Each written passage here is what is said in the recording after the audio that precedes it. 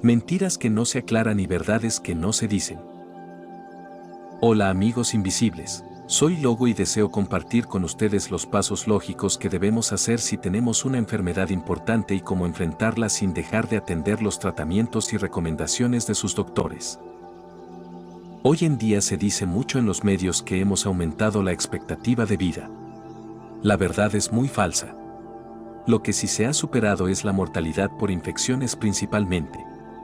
En el caso de las hambrunas tal vez Occidente esté mucho mejor, pero sabemos que muchos lugares en el mundo siguen por varias razones existiendo hambre y muerte en esas poblaciones. En el caso de accidentes fatales hemos cambiado el caer de un árbol por caer de un avión, el morir al ser atacados por una fiera animal la hemos cambiado por ser atropellados por una fiera al volante de un automóvil. En el caso de las plagas que diezmaron la mitad de la población en la Edad Media, puede que nos encontremos con una nueva creada y liberada por nosotros los humanos, ya que nos jactamos de tener armamento biológico para destruir varias veces este mundo. Sabemos lo lucrativo de ese negocio. Y el que lo dude que se pregunte, porque intentaron patentar el virus del COVID-19 y se le negó ya que no se puede patentar algo vivo. La muerte por envenenamiento antiguamente, sus causas eran más por ser atacado por algún animal venenoso. Por lo general hoy en día el envenenamiento se presenta por consumo de sustancias industriales y la contaminación. Aunque los alimentos industriales son la mayor fuente. Y el caso de guerras, la muerte es la muerte bien sea por un garrote o un rayo láser.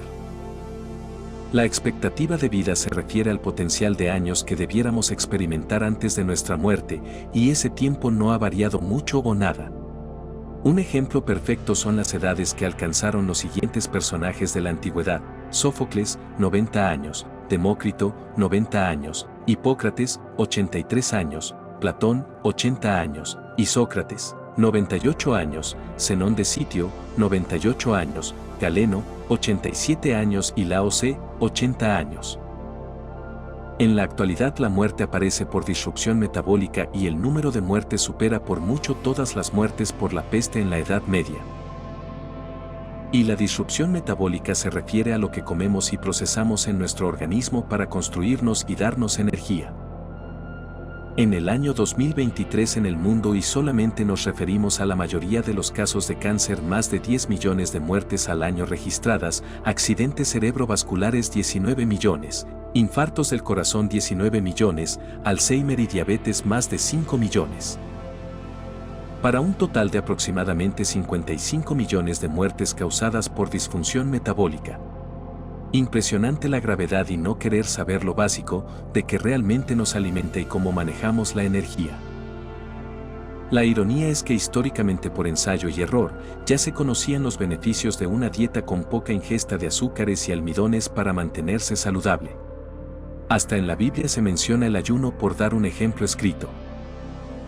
Luigi Cornaro fue un noble veneciano del siglo XVI conocido por sus escritos sobre la moderación dietética y la restricción calórica. A los 35 años, Cornaro estaba gravemente enfermo y decidió cambiar sus hábitos alimenticios siguiendo el consejo de sus médicos.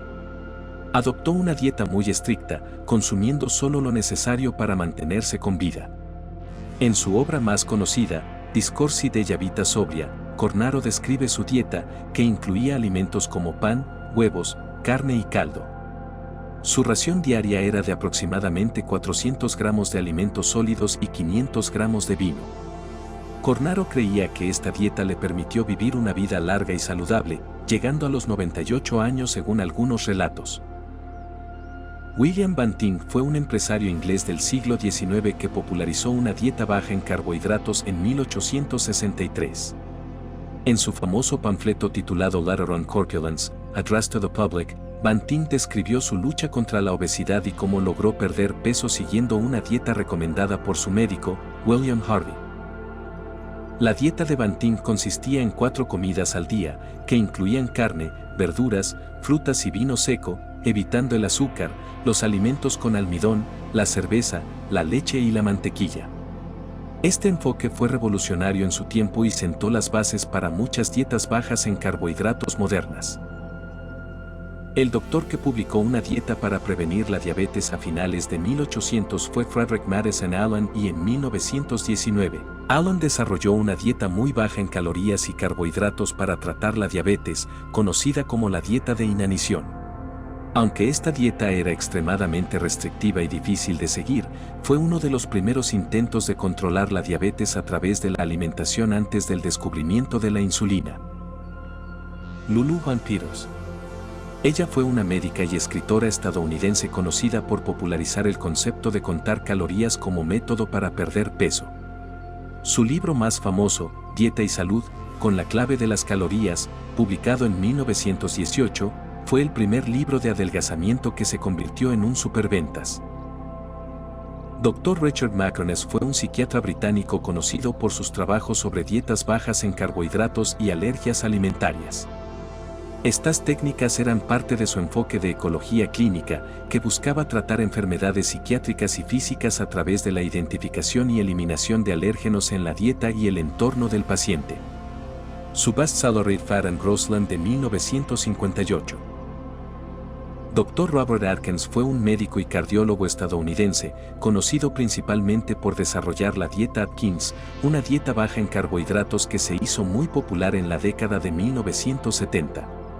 La dieta Atkins se basa en la idea de que reducir la ingesta de carbohidratos y aumentar el consumo de proteínas y grasas puede ayudar a perder peso y mejorar la salud. Aunque la dieta ha sido controvertida y ha recibido críticas de algunos sectores de la comunidad médica, también ha tenido muchos seguidores y ha influido en otras dietas bajas en carbohidratos. Dr. Richard K. Bernstein es un médico y defensor de la dieta baja en carbohidratos para el manejo de la diabetes. Bernstein es conocido por su enfoque en mantener niveles normales de glucosa en sangre a través de una dieta estricta baja en carbohidratos y pequeñas dosis de insulina. Su libro más famoso, Dr. Bernstein's Diabetes Solution, ofrece una guía detallada para el manejo de la diabetes y ha ayudado a muchas personas a mejorar su control glucémico, publicado en 1997. Dr. Michael Eads es un médico y autor estadounidense conocido por su trabajo en el campo de la nutrición baja en carbohidratos. Junto con su esposa, la doctora Mary Dan Eads, escribió el libro Protein Power, que se convirtió en un bestseller nacional e internacional. Este libro, publicado en 1996, promueve una dieta alta en proteínas y baja en carbohidratos para la pérdida de peso y la mejora de la salud metabólica. Lo impresionante es que sobran autores desde la antigüedad que explican la importancia de saber equilibrar los alimentos. El saber moderar lo que más problemas nos causa por el abuso en su ingesta son las azúcares y almidones principalmente. Linus Pauling fue un químico y bioquímico, uno de los pocos individuos en ganar 2 premios Nobel en diferentes categorías. Ya a los finales de 1950 explica que uno enferma no por ser viejo o por tener un gen malo, pero sí por la carencia de nutriente y minerales en su estudio, Deficiencia de Minerales y Enfermedades. Pauling creía que muchas enfermedades y dolencias podían rastrearse hasta una deficiencia de minerales. Ejemplos bien conocidos: por deficiencia de calcio y magnesio se generan presión arterial alta, dolores articulatorios y dolores musculares. Por falta de cobre tendrás hemorroides y varices y aneurisma de la aorta. Por falta de vanadio y cromo tendrás problemas de azúcar y diabetes. Estos ejemplos los puedes interpolar a más de 72 minerales y demás nutrientes. El biólogo japonés Yoshinori Ohsumi recibió el Premio Nobel de Medicina en 2016 por sus descubrimientos sobre los mecanismos de la autofagia celular. La autofagia es un proceso mediante el cual las células envejecidas se reciclan para reusar sus elementos, lo que es crucial para la renovación celular. Este proceso es especialmente importante cuando las células necesitan energía o nutrientes, como en situaciones de ayuno o restricción calórica. En pocas palabras, para renovar las células de forma eficiente se debe ayunar para estimular el proceso de regeneración celular. Ese importante estudio comprueba que el comer 3 veces al día y comer meriendas no es lo más sano para el organismo. Saca tú mismo las conclusiones. En todas las áreas de la vida existe el bien y el mal, y la medicina no es la excepción. Aunque sea la minoría que ejerce la profesión de forma maligna, han existido y existen monstruos que usan una bata blanca y tienen o tuvieron el alma negra. En la Alemania nazi un doctor se hizo famoso por sus atroces experimentos con humanos. Su nombre fue Dr. Josef Mengele, el ángel de la muerte del campo de concentración de Auschwitz. Miles de personas murieron bajo los experimentos más crueles e inhumanos inimaginables. Al parecer la bata blanca no te hace buena persona. En el año 2015 fue encarcelado en Estados Unidos el Dr. Farid Fatah. Un monstruo de magnitudes escalofriantes, casi diabólico por su frialdad y cinismo. El doctor había diagnosticado con falsos positivos de cáncer a más de 553 pacientes. Y a pesar de que realmente eran personas sanas y no tenían enfermedad, 475 personas no sobrevivieron a los tratamientos de quimioterapia. Es decir, el doctor asesinó a esas personas por todo el dinero que obtuvo, ya que la industria farmacéutica y médica son muy costosas en esa área.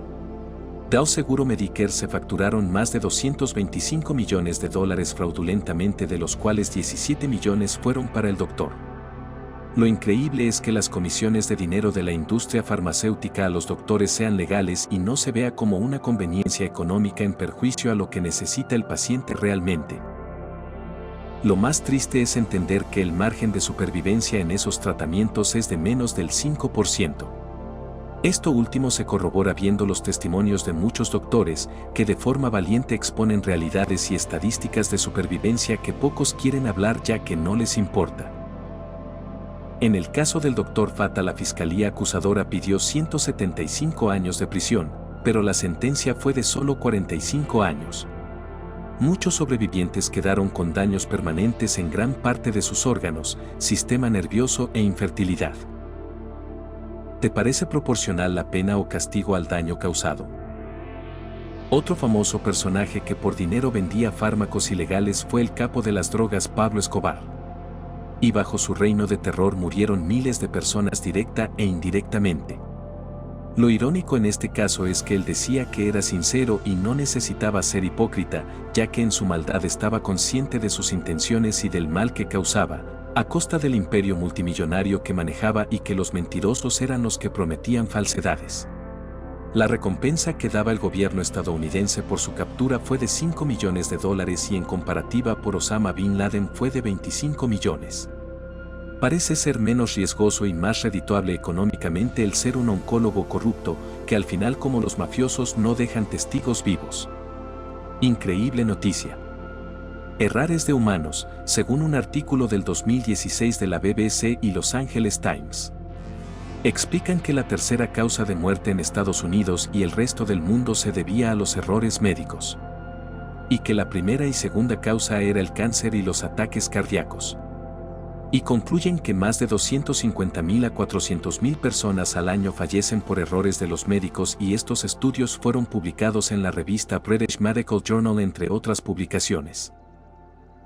Comento esto por el caso del Dr. Fatah, ya que este se benefició por muchos años protegido por el amplio margen de error y fatalidad que tienen los tratamientos de cáncer por quimioterapia y radiación, que ya hoy en día no tienen sentido. Y gracias al doctor investigador Thomas Siegfried se comprobó de forma irrefutable que el cáncer es en un 99% una disfunción metabólica por la pérdida de capacidad de fosforación de la mitocondria principalmente, y que todo cáncer inicia con la adaptación de cambiar la respiración por fermentación para generar energía. Y los combustibles principales de fermentación son las azúcares y el aminoácido glutamina, que tiene capacidad fermentativa.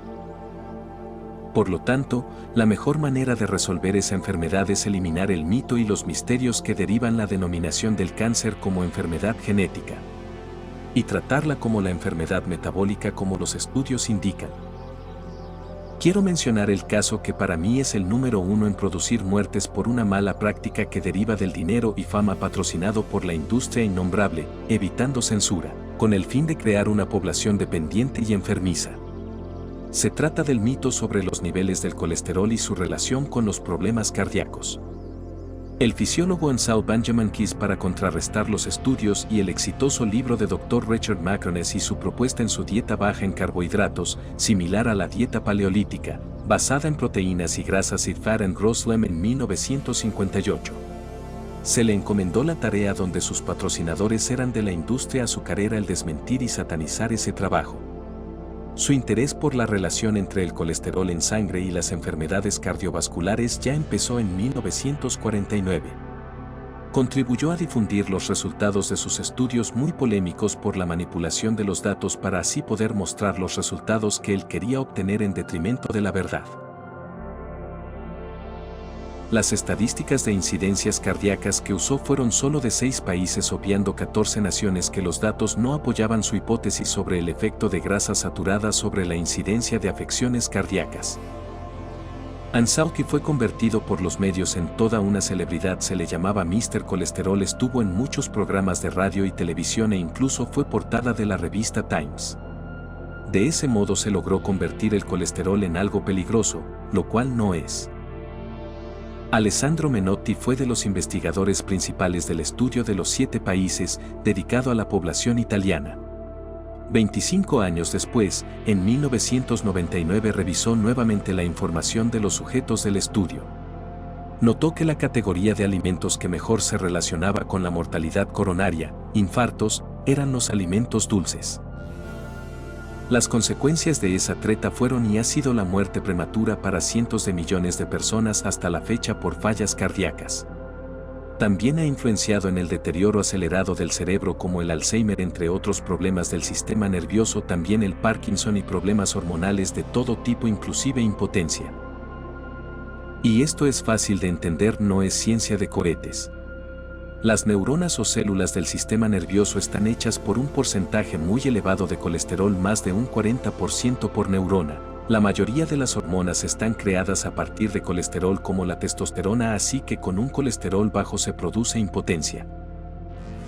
Existen infinidad de estudios muy serios que indican que no existe una relación de un nivel de colesterol de 300 y los infartos. De hecho, las placas y obstrucciones suelen ser de calcio y el colesterol es el medio que usa el cuerpo humano para tapar lesiones y fisuras en las arterias. Ese es el motivo de encontrar colesterol acumulado en el sistema basal principalmente.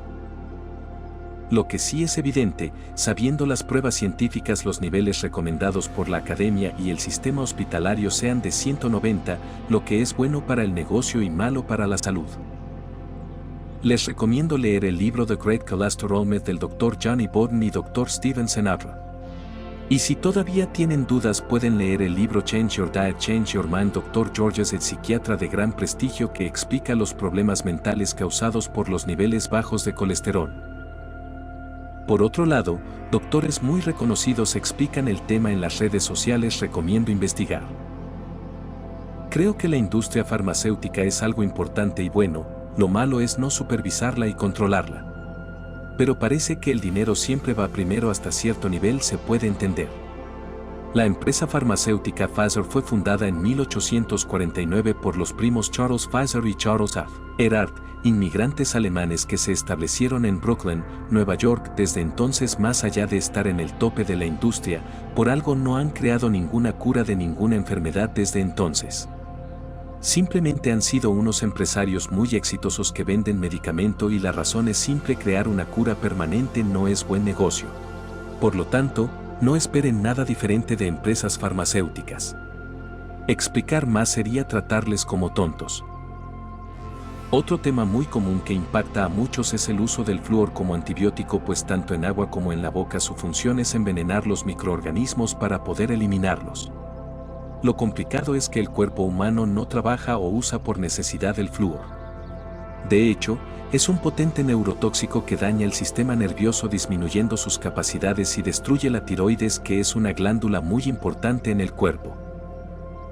Es tan así que en la Segunda Guerra Mundial los alemanes y Stalin en la Unión Soviética suministraban en el agua que usaban los prisioneros dosis de flúor con el fin de mantener a la población prisionera más pasiva y estéril, por tener un conteo de esperma mucho menor y gracias a su disminución cognitiva, lo que nos hace más tontos y de lento pensamiento. Como expresidente International Academy of Oral Medicine and Toxicology, el Dr. Canary explica las consecuencias perjudiciales del uso de flúor en el suministro de agua. El daño ocurre no solo al humano por su toxicidad, sino que destruye parte del suelo y sus habilidades de nutrir las plantas de forma adecuada. El daño a la tiroides ocurre con niveles ínfimos de flúor, totalmente comprobado por la ciencia. Y el tema no se cambia por retrasos y disposiciones legales que no tienen que ver con los hechos y sus consecuencias. El doctor explica que de tener unos riñones en óptima función, el 50% aproximadamente del flúor que se toma se confunde con otros minerales y se deposita en los huesos. A mediano o largo plazo esto lleva a tener huesos más quebradizos. Pero si tus riñones trabajan de forma más lenta, los daños en tu organismo comenzarán por la destrucción de tu tiroides. Un ejemplo notorio en Canadá, comparando entre la ciudad de Toronto, que suministra flúor al agua, y la ciudad de Vancouver, no.